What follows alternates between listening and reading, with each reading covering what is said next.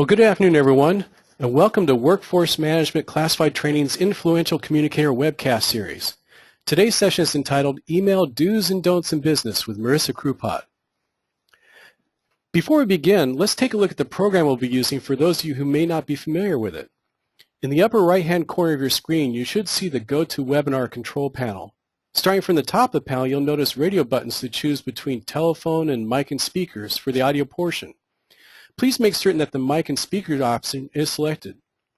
If you find the volume right now is too loud or too soft, click on the settings hyperlink to adjust the volume on your computer. Below the audio controls, you'll also find a raise hand button. If you're asked at any time during the presentation to raise your hand, clicking this button will allow the presenter to see your raised hand. Now, toward the bottom of the control panel, you'll see a control box where you may submit questions that you may have. Simply type your question and either press enter or click the send button to send the question to us. You may find during the presentation that your GoToWebinar control panel may collapse to a smaller control bar. If you'd like to expand the control bar in order to ask a question, let's say, just click on the orange arrow at the top of that control bar. Marissa Krupat joined the Workforce Management Classified Training branch in 2007.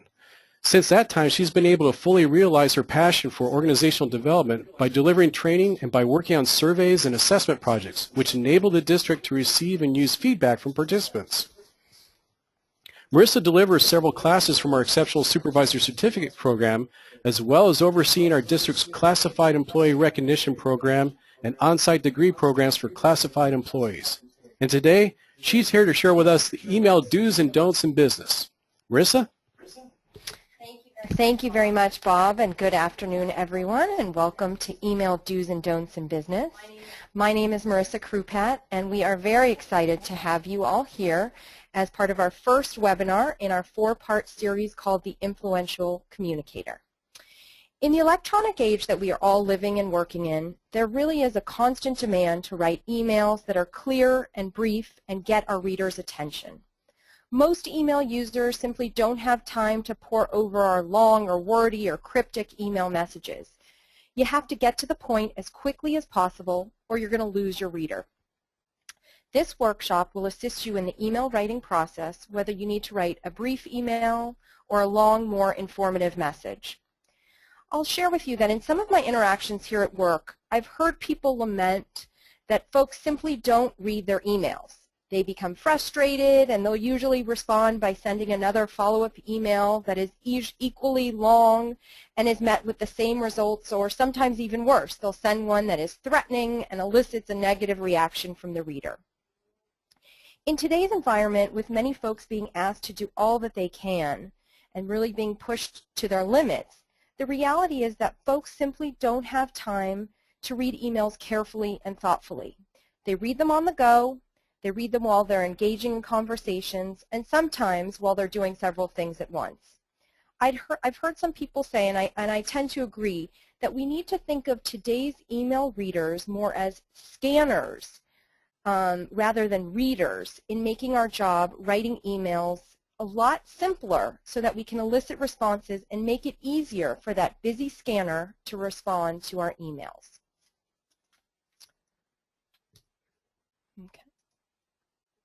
Okay, so at the close of our next hour, here's what we're going to be covering in our session. We're going to be able to apply the unspoken rules surrounding email communication. Most of us didn't have email during our school year, so we never really learned the expectations of email etiquette. I sort of liken this to the idea of a secret menu that some restaurants like In-N-Out and Starbucks have, but simply don't publicize. Once you know about the items on the menu, you make your experience a whole lot more pleasant. At the end of the session, you'll also be able to write compelling subject lines. Here we'll take a look at ways to increase your chances of getting your emails read and responded to. Construct your emails using an up-to-date business email style. Really what we're talking about here is we're going to work at giving you some tips so that your emails will appear more professional and achieve your intended purpose. These tips are going to save you time and energy. And finally, we're going to provide you with some resources so that after the session, you'll feel that you have all the support you need to brush up on those email tips. So with that, let's jump into our session, and we're going to start off with a poll question. Throughout the session, we're going to have a few, just a couple poll questions that we'd like to get your feedback on. So to start us off, the first question is, on average, how many business emails do you receive per day? So go ahead and please look at your screens and go ahead and answer the poll question. That'll be coming up with some different answer choices momentarily. Okay, there you go. You have the questions up, the response options up there. So please go ahead and select what in your average day, how many business emails do you receive?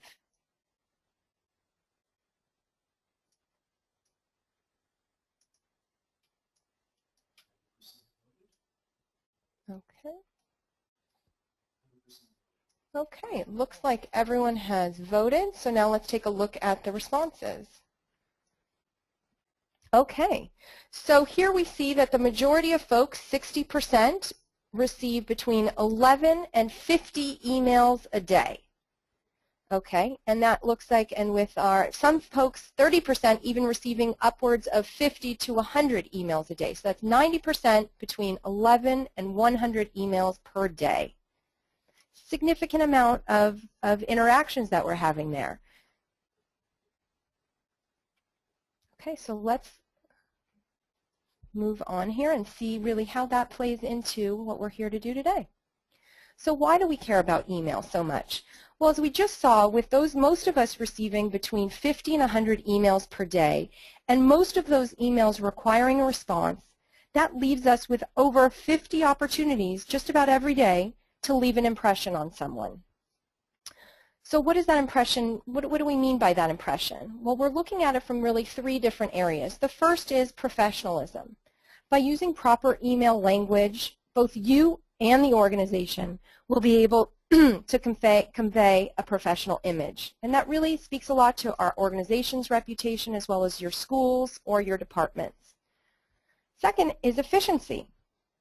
Emails that get to the point are much more effective than poorly worded emails.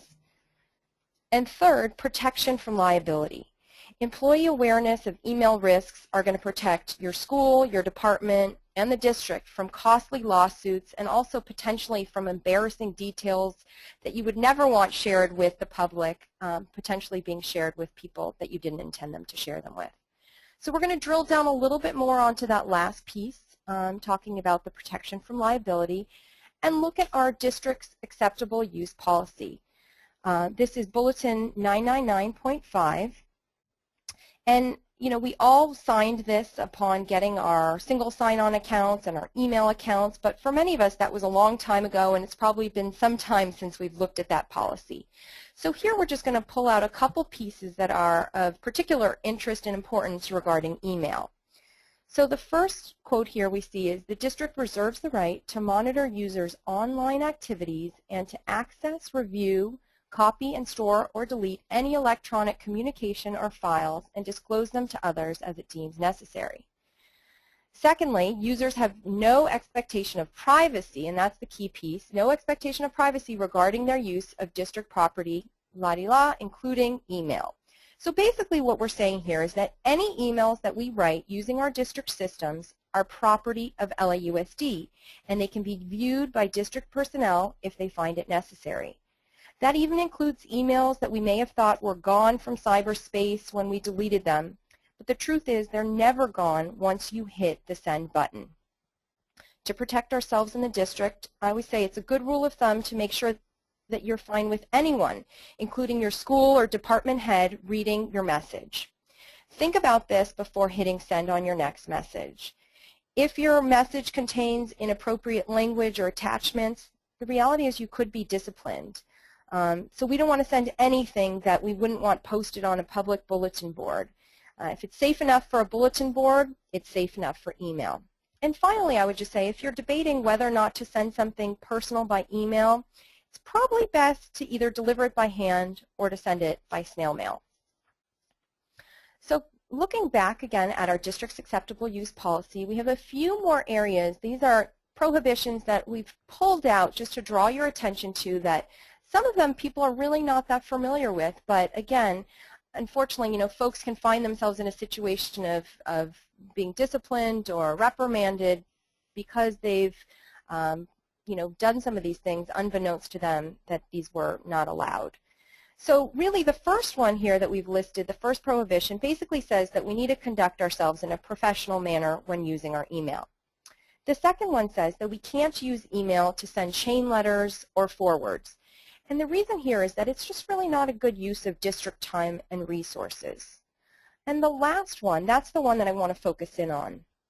It says that if we can't use email to conduct for-profit business activities or engage in non-government related fundraising or public relations activities such as solicitation for religious purposes, lobbying for personal political purposes. And I'll share with you that I've seen well-intentioned folks get themselves into trouble with this one. People can have a really great side business or nonprofit that they're raising money for, and they want to share the information with their colleagues or in some cases the entire school, so they'll use district email to publicize their cause. And while their intentions, can be very honest and good-natured or good-intentioned, some people really take offense to receiving emails of this nature. And therefore, we shouldn't be using district email for these purposes.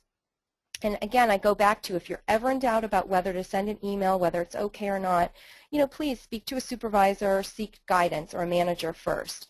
And, in the last election that we had, this became a hot topic because when the elections come up and there's a tendency for folks to get excited and want to send out political pleas, so we just, again, I'll put, pleas on your pleas, let's not use district email for that purpose because, again, people can get offended and it can be a little bit of a touchy subject. So now that we've talked about what we're not here to use email for, let's actually dive into what we should be including in an email. So in this day and age, email has really surpassed the memo as the most common form of written communication. However, when you look at the two documents here on your screen, you'll see that they're in their basic form, they're really not all that different from one another. You can see that they both contain the same basic format. And the idea here, what's helpful to think about it is that they really are, you should think about them as, when you're writing an email, as though it's a memo. You should treat it with that same level of importance as any other written document that you would be writing. So now we're going to look at the first part. Obviously, when we're writing an email, we're going to be writing it to someone. So it's critical to make sure that, obviously, if we want to have our email have the intended response that we, expect, we need to make sure that we're addressing it to the right person. So here you can see that we've listed two email addresses in the to box. And before I click send and I cross my fingers that these email addresses are correct, what I like to do is click on the check names feature on the toolbar to make sure that the addresses convert to a last name, comma, first name so that I know that they're correct. When I see here that the first name did not convert, I can check to see, I can see, okay, well then there's a little bit, it clues me in that there's an error there in my email address. You'll see the second name converted to Krupat, Marissa. So I know there that this feature is working, that I have typed in the correct address.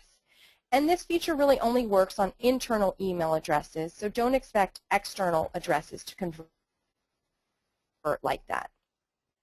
Also, this provides a good time to make sure that when you're writing your greeting to the recipient that you've spelled their name correctly, because no one likes to see their name spelled incorrectly. It's one of our most favorite things is to see and hear our name pronounced correctly. So take that extra moment to check before hitting send. So now let's go into our subject line. And here, it's always a good idea to be using a subject line. The general rule of thumb is that the subject line should briefly describe the message to help your readers decide whether it's something that they need to read immediately or maybe they can wait a little bit. You don't want to send email messages that cover more than one topic. You may think, oh, I'm being efficient by getting it out in one email, but really, by putting more than one topic in an email, you're making it difficult for your reader to be able to concentrate just on a couple things. Maybe they want to get back to you on a few items, but not on everything. So really keep it contained to one topic and have your content match whatever your subject line is. So here's a sample of a subject line, free webinar, email do's and don'ts, and it has the date listed. So now we're going to continue on drilling down a little bit further into the piece about subject lines. So this research that I'm going to share with you momentarily was performed by Pinpoint Email Marketing Firm, where they looked at the open rates for emails with similar subject lines to the ones listed here. So the idea here with open rates, what that means is they're able to track when they send out these mass emails, how many folks actually click and open their emails versus just see the subject line and delete it. So there's some learning to be, gained from what their data has shown. So here we see on the subject lines on the left, these, based on their research, suffered the fate of being the most deleted before being opened. And I've adapted these to content that relates to our nature as a district here. So really, I mean, I want to, as I was doing the research and looking at this, it really caused me to pause and say, oh, there's something to be gained here. So as we go through this material, as well as some of the other material, I'll just make a little mention here that some of this may be very familiar to many of you already, but there's always something that we can up our game just a little bit more and be a little bit more precise or critical in terms of how we communicate with folks. And like I said, there's a lot to be said. Those subject line, it's just a few simple words, but it really makes a huge impression on whether someone is going to respond, open your email, how they're going to react to it. So you'll see the ones on the left. These, like I said, these are the poorly performing email subject lines. And here are the adapted versions on the right. And you'll see that although the worst performing emails on the left are for the most part very brief, which we always say is a good thing, the reality is that they're either too general or, as in the case of the first few, like with the Portola Middle School information, what kind of information? If I'm going to be sending out an email all the time and just saying information, that doesn't really tell me much. What can I expect in this email? Same with quarterly spending. Who's quarterly spending? What is this quarterly spending about? And what do you want me to do with it? All those sorts of things are what's going through people's minds as they're getting these emails. So really, you'll see on the right-hand side, there's more specifics that are listed. Join us for a free webinar. Again, what webinar? What is the topic? When is it being offered? Whereas on the right, we've given a little bit more detail so that folks can make an informed decision if this is something that they'd like to open and learn a little bit more about. And on the left-hand side, the last subject line, it's really just too long. And folks, again, we're limited in terms of our capacity and our time. The research from Pinpoint, what they found is that response rates in opening emails generally drop off when the subject lines have 55 characters or more. So something to keep in mind. It's a tough thing. They always say, to be brief is very hard, to try and really be very concise and to the point, but it's well worth it. Now let's look at our greetings. The greeting piece is really how you're going to be opening up your email. It's the salutation. It doesn't have to be generally as formal as a business letter. In fact, more and more people these days are doing away with the salutation altogether when emailing familiar colleagues, especially internal colleagues. However, I will say if you're going to use a greeting, it's really important that you want to think about, what is your relationship with this person, and do it in a way that will show respect and use titles as necessary. For instance, you wouldn't say, "Hi, Cheryl," to someone that you've never contacted before. If there's ever a question, maybe you want to start with a little bit more formality. But then again, you may think that "Dear Miss White" may sound too formal. The rule of thumb is basically that each situation needs to be evaluated on its own.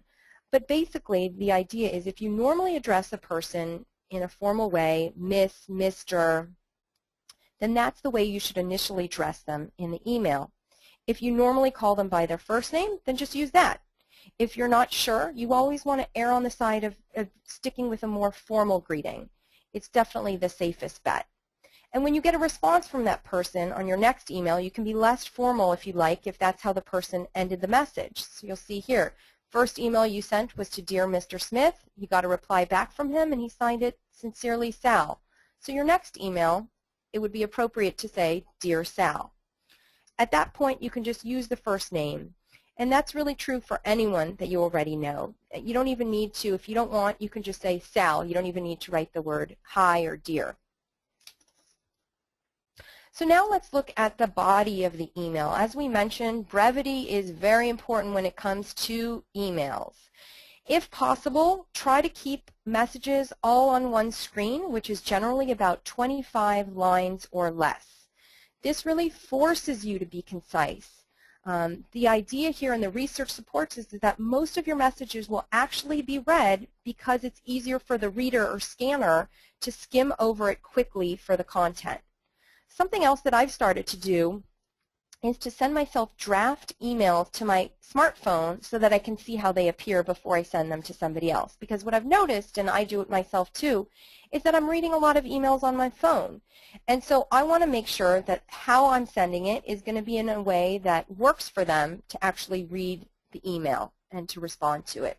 I'll give you an example. I was recently using a meeting scheduler website to set up a meeting for several people. And so I sent it to myself on my smartphone first. And because it wasn't just a general email, I was using an application, a web service. What ended up happening is that when I got the email on my smartphone, I realized that some of the details were actually collapsed and hidden.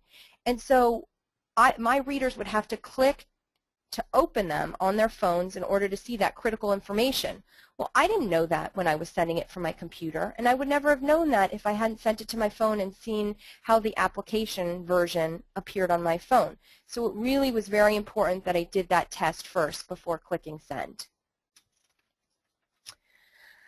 Some questions that we get over and over again are inevitable in our offices, in our schools. So one of the ways that we found to make that process a lot smoother is to create templates for these questions. So the idea is that you save time by keeping the texts of the responses.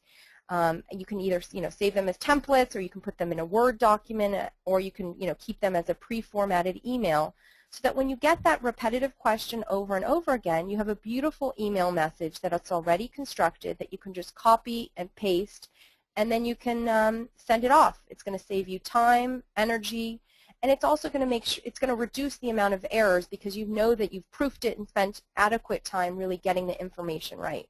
So for example, one of them that I know many of us get is, can I get directions to your school or office?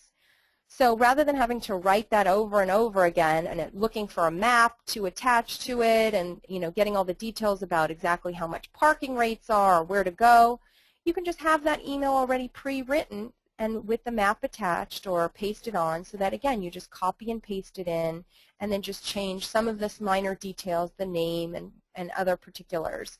Again, it really leaves a nice polished impression because you've taken the time to really make sure that that email is well written and to the point and addresses their needs. So now we're going to be looking at fonts.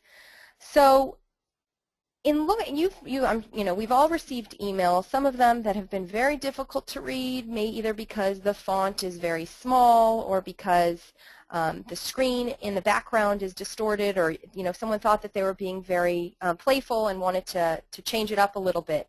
But really, for folks to be able to read our emails, to scan them, and to respond to them, it's best to use a crisp, easy-to-read font in a dark color. You don't want to use any script font or any light colors, especially yellow or pink, as you can see here on the screen. Those are really difficult to read.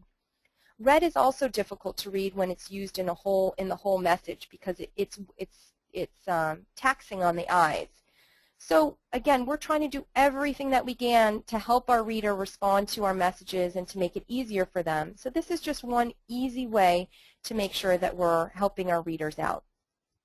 Otherwise, again, we may suffer the fate that our email may not get read at all. So when we're thinking about actually writing our email, the general rules of good writing apply. We're talking about proper spelling, punctuation, and grammar, all those things that are expected in business communications. When done incorrectly, they leave a bad impression of the individual, of the district, and they can cause your message to be received in a way that you really weren't intending. Emails with no periods or commas they're difficult to read, and the truth is that they can even, the meaning of what you're trying to write can be changed without the proper punctuation. And as many of us know, the general rule of thumb is that writing with all capital letters throughout your message is equivalent to shouting. That's how people interpret it. So, be conscious of that. Even though sometimes it may be easier to just click on the caps lock button, it really does send that message out. And no capitalizing at all, that can appear careless or even too informal. All those things, those are fine for personal emails. But again, when we're talking about professional business writing, we want to make sure that we're making it as seamless as possible and we're being as clear and direct as possible. Along the same lines, for a personal email, many folks, we have a lot of cool features in our email. They have emoticons that you can upload, and they're really cute faces and, smiley faces and all different pictures that you can add, and you can use abbreviations, LOL, people use all the time. But these sorts of things, the smiley faces, the friendly abbreviations that are frequently used in personal email, they really don't belong in business emails. So again, think about the impression that you're trying to leave, and we get back to that reputation piece. Would you want this email shared publicly, posted on a bulletin board? Is it presenting the best you and the best of your department or school? When we get a little bit more relaxed and sometimes shift into that personal mode with our emails. When we're finishing up our emails and we're ready to sign off, we always say take a few seconds to sign off with something, friendly, using best regards or some other closing, and offer your name. Save those informal closings for your friends. Again, we're looking here at a professional image. And, it's a good idea to include a signature even when you're forwarding or replying to an email. You want to make it easy for your readers to have contact information on hand so that they don't have to look it up if they need to contact you or to refresh their memory on who you are. That's always helpful to know what someone's title is, their school or their department name, and their telephone number in the signature. It's recommended to keep it to 5 lines. The idea behind it is that you just don't want your signature to be taking up half of your page. So you want to make sure that you're including the most critical information, but it's not too lengthy.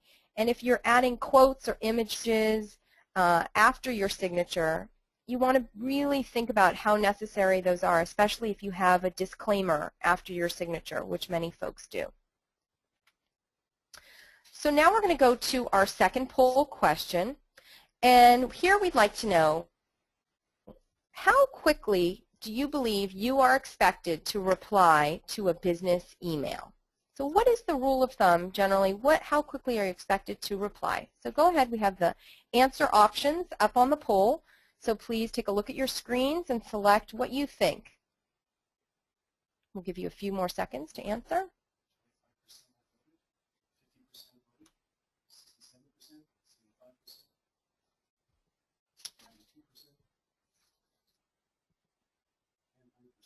Okay, so it looks like everyone's responded. Let's take a look at our responses here, what folks said.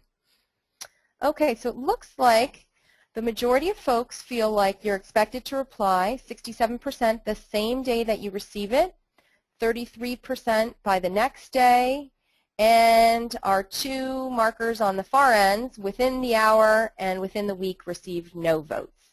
So, okay, very ambitious. So we have I would say an ambitious group here. Generally, the rule of thumb, if you look at, general practices, it says within the day, 24 hours, no later than that. And the idea here is that if you can't respond to someone with all of the details at that time, then at least get back to them so that they know that you have received their email and that you will be getting back to them shortly. if the email is complicated, like I said, just tell them when you'll get back and what details you'll be able to provide back to them. Nothing's worse than waiting on a looming email, and then you're wondering, well, should I follow up with a phone call? Should I go over to the person and talk to them? When really all they needed was just a little bit of a check-in that will put the reader's mind at rest, and usually they'll be very patient once they know that you haven't ignored them or forgotten about them. So another piece of replying to our emails is answering all of the questions in the email. So really, we want to do our best to reply to all the questions that someone asks us. So the reason behind that, not just because we want to be nice, and that's, that would, the writer would appreciate it, but really because it's going to end up saving us time, because if we don't answer those questions, all of those unanswered questions, well, that writer's just going to be coming back to you and following up with you, and then there's going to be a lot more email exchanges going on, so which can cause additional frustration. So, you want to think about that and think about, try to answer all relevant questions in the first place, and the reader, again, is going to be very grateful, impressed with your efficiency and thoughtfulness. Read receipts. Okay, this is an interesting one. This is a feature, as you can see here, some folks are more familiar with it than other folks. If someone checks it off, when you get an email from that person, a pop-up box will appear on your screen, and it'll say, Marissa Krupat has requested a read receipt, or, to know that you have received her email. The reality is that this will oftentimes become a little bit of an annoyance to your recipient before he or she can even read your email message. And, we don't want to get too dependent on it, because oftentimes it doesn't work, since the recipient could block that function, or his or her software might not even support it. So what we'd like to recommend is that if you really want to know whether an email was received, it's better to ask the recipient to let you know if it was received, rather than just expecting it to be to get that notification back. The other thing is that, if you do this on a continual basis, and, it really, that annoyance factor does build if someone sees that every single one of your emails has that same request. Again, this could be something that you could use once in a while. You could try it out, or you could just discuss it in your department, in your school. Maybe there's a general rule of thumb about how we respond to that, if that's okay, as a way to track who's reading our emails or not. But it's not something that we want to rely on too heavily. And the reply to all button. Well, this is obviously just a button, but it does and can generate tons of unnecessary emails. For example, if I were to send an email to a dozen people asking them if they're available, for a meeting at a certain time, I should just get a dozen replies, and that's it.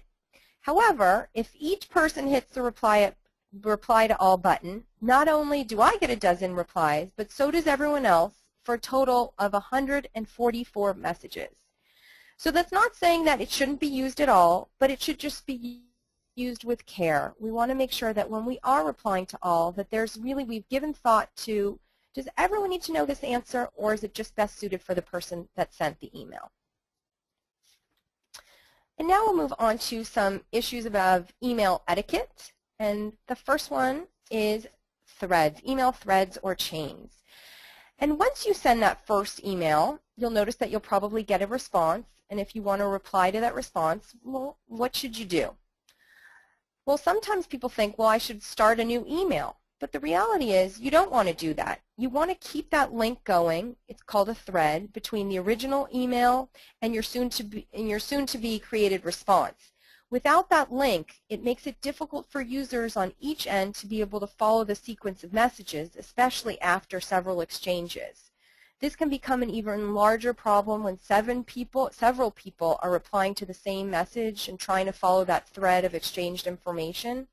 So when you get that, the correct thing to do is to reply, which is essentially the same thing as creating a new message, but it maintains that thread. So rather, you want to just make sure that we're not, you might think you're doing something helpful by starting a new message, but go ahead and just click reply. And unnecessary attachments. Here, I don't know about you, but what happens very frequently to me is that I reach my maximum email capacity.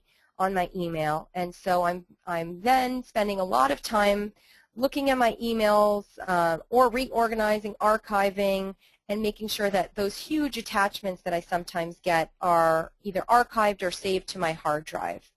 So when you're sending large attachments, you want to really be conscious of, what you're including, because those can really bring down someone's email system. Whenever possible, you want to try to compress attachments and only send those attachments that are necessary. Make sure that you have a good virus scanner in place, because obviously your recipients are not going to be too happy if they open up one of your documents and it has lots of viruses. Next, we have the high priority option, and this one I like to call the boy who cried wolf syndrome. The idea here is that if you overuse the high priority option, it will lose its function and people won't take it seriously.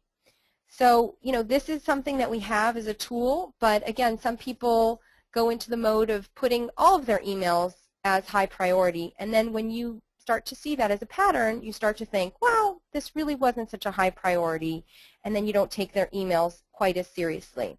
So again, use it wisely, but don't overuse it. And then we have getting the senders okay to forward messages. Here we have, the idea behind this is that, we are writing emails, and of course we always say, write with the intention that anyone could read your email, that it can be posted on a bulletin board or go to your director. But when people are typically writing, right, we intend it to go to the user, to our recipient. That's what's usually going through most people's heads. So we want to be conscious of that before just forwarding on someone's email.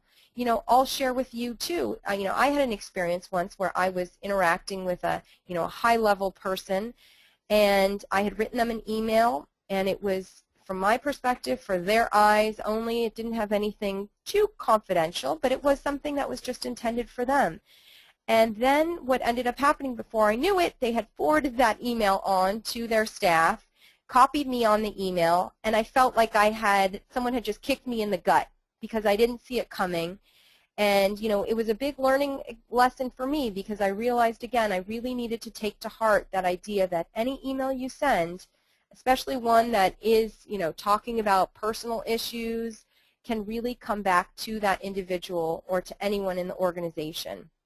So we have to be really careful about that, because while it is best practice for you to ask someone if you can forward their message, not everyone does that.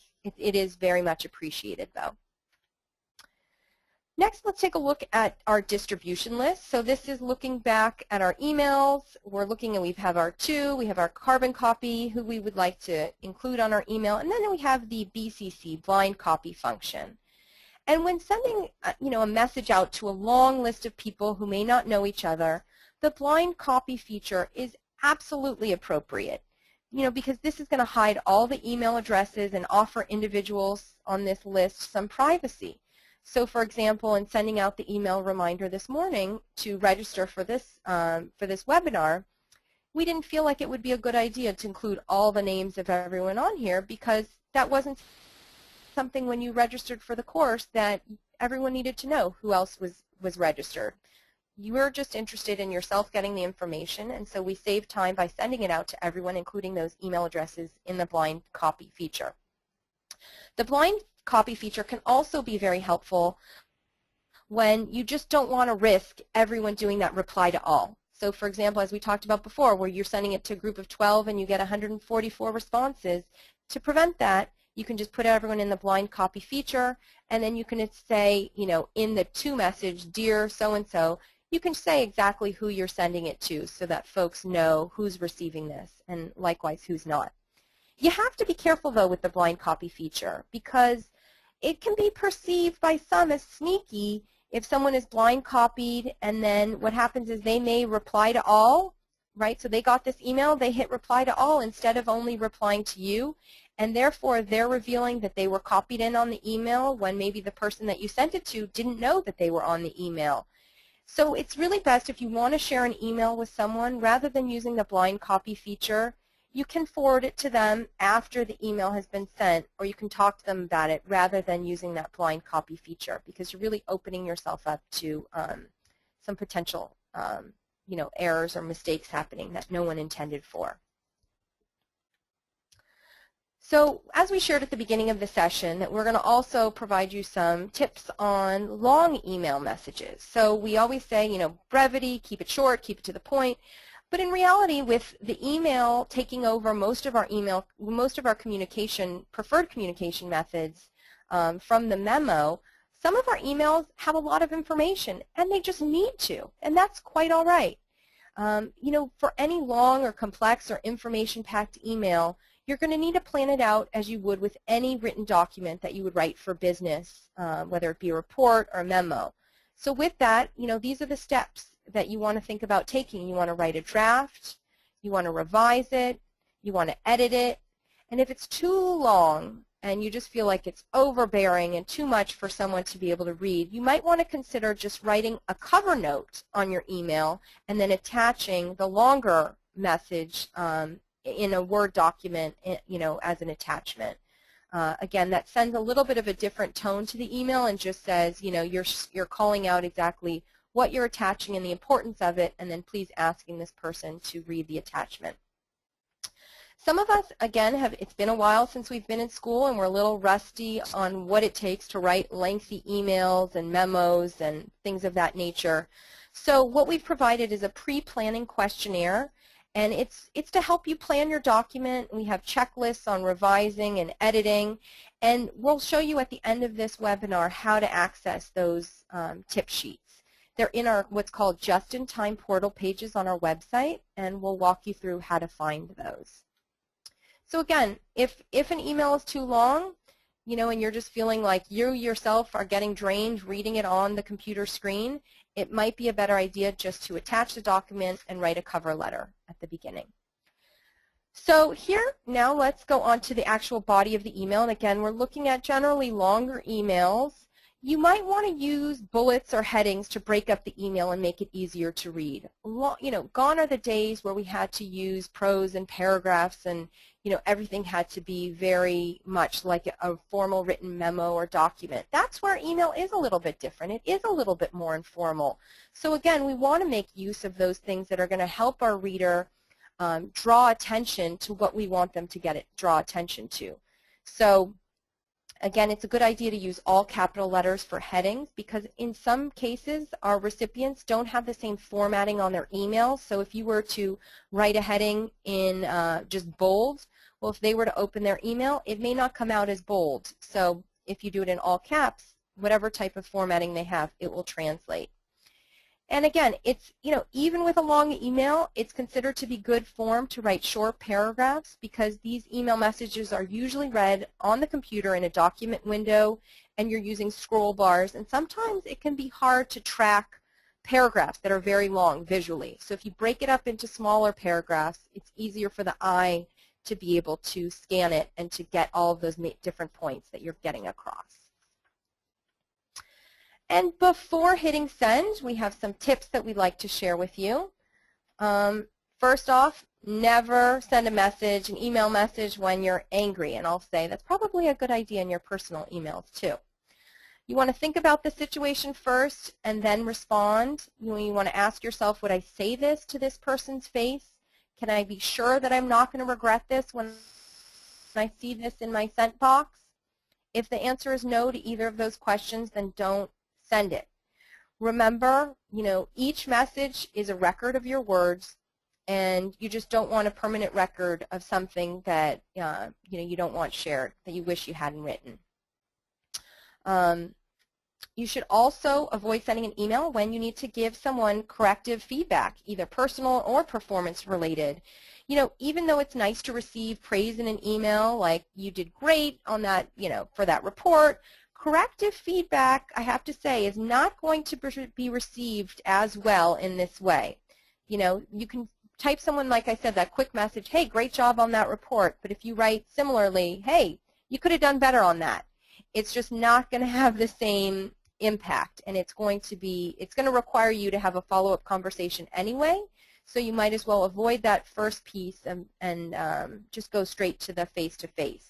A lot of these comments can be misinterpreted, and because the writer's intended tone is, it's difficult to determine in an email.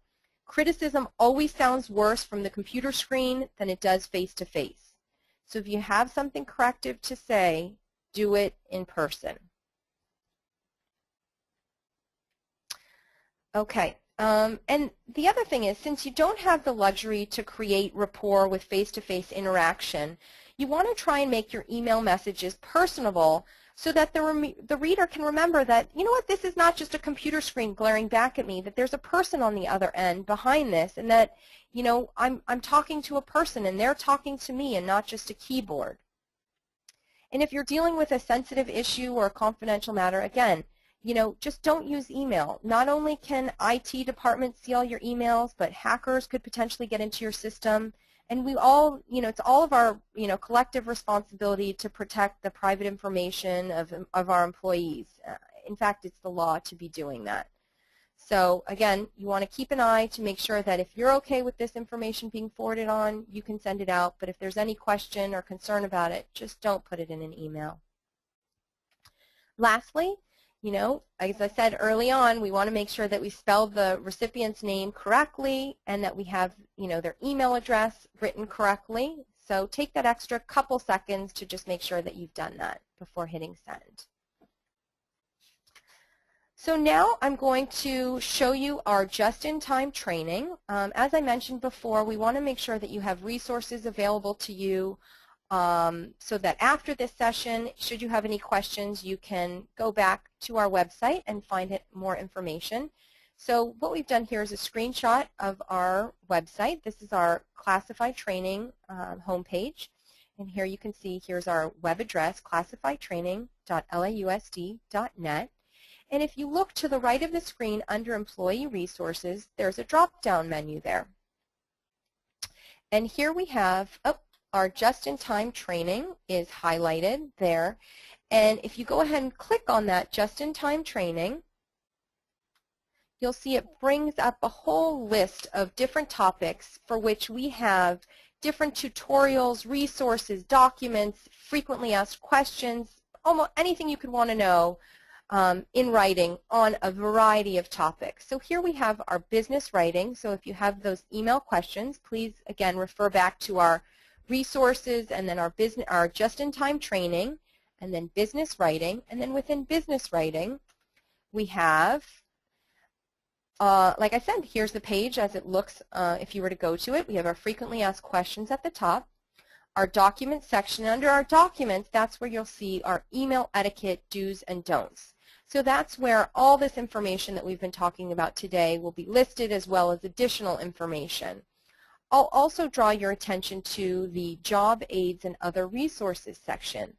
As you can see there, we have our business writing pre-planning questionnaire and our revising and editing checklist. So you can go there. Again, this is not just specifically for email writing, but for any sort of business writing. If you're just feeling like you may need a little bit of a refresher on your writing tips, feel free to go to our website and check that out. And I do suggest that you go and check out our different topics that we have on there. And we're going to be adding to these continually throughout the year. Before we move on and close out our session, I also want to just draw your attention back here to our home page, and we can send out a link for that in our box there, so you can see. Bob will be sending that out shortly, so you can see our web address.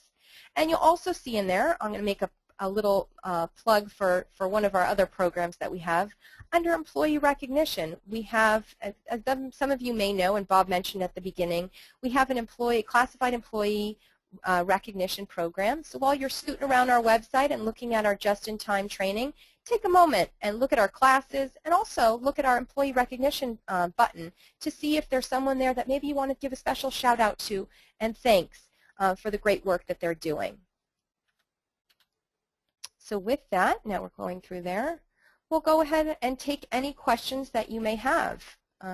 Bob, do we have any questions from folks from previously in the session? Yes, actually I've got one from Tom Marks. He asked, is there an easy way to store repetitive response in the email software, or would it have to come from something like Microsoft Word? Yeah, that's a Yeah, that's a good question. You could create a folder in your email directory. So you could create a folder and, title it by the different topics that you have. So you could put it either in your archive, maybe because you're not going to be accessing it all the time. If it's something that takes up a lot of space, for example, in the example that I had, it had a map included in there. So that's going to take up a lot of space. So you may want to do like I said, create a subfolder or a folder so that you can access those quickly in your email. You don't have to do it in Word. You could create subfolders or many folders in your email for that purpose. Okay, and I just have one other comment from Matt Nestor. He actually reminds us it's a good practice to update your global address contact info so that others can contact you at your most recent phone number and department location. Oh. Excellent. Thank you so much. I second that, and to the umpteenth time, because yes, I was just actually speaking with someone recently about that, and I too was looking someone up, and I was looking at their information, and I noticed that they were listed as a consultant in the Outlook, and for purposes that I was working, I could only work, the project only was related to people who were permanent employees. And the truth is, after doing research and finding out, I learned that this person is now a permanent employee and not a consultant. But because they hadn't taken the time to update their profile in Outlook, that information was old. So thank you for that tip. And again, you all have lots of great resources. We're just skimming the surface here on email. There's so much to learn. There's so much to really brush up on and ask ourselves to really, do the best that we can. So I hope that this is just lit a little bit of a fire under you to remember that there's lots more out there, and there's lots of resources there. And if you go to our just-in-time training, again, we have lots of resources listed as well. So with that, if we'll stay around, if there's other questions, please feel free to let us know. But maybe I'll hand it back to you, Bob. First off, I guess I'll just say a quick thank you. This was a pleasure working here in our very first webinar in this Influential Communicator series, and I look forward to more sessions with all of you. Thank you. All right. And okay, well, thank you, Marissa. A second here. Had to make sure I was unmuted. Hey, on behalf of Workforce Management Classified Training, we'd like to thank you for participating in today's webcast. And we'd appreciate if you'll return to the Learning Zone to fill out a program evaluation, which you'll find under your My History tab in the Learning Zone. And while you're there, be certain to sign up for our upcoming webcasts. Hey, thank you for attending. We'll stay around for a couple of minutes if you have additional questions. But other than that, thank you for your participation.